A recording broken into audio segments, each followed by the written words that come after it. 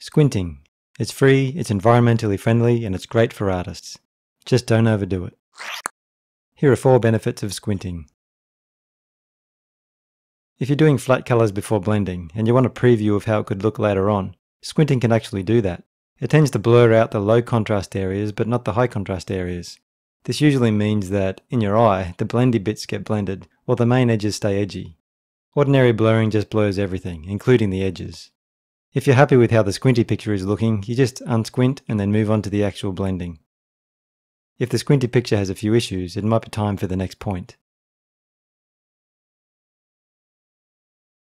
If something doesn't quite feel right, squinting can help you to see the more critical areas of shape, colour and value, not just individual objects or details. For example, with this picture, squinting shows me that the herd kind of merges together a bit, which is good. I don't want anything standing out too much there. On the other hand, the main character doesn't seem to stand out quite enough, especially his face, which is the most important part of the picture. He's okay in terms of colour, I think, but not in terms of light and dark. I lighten him up, but he ends up looking flat and unnatural. So I add some of the darker shading back in while still keeping his face fairly light. A squint test tells me that his shadow value is still very similar to the herd, but his face is reading pretty clearly now. So that's a step forward.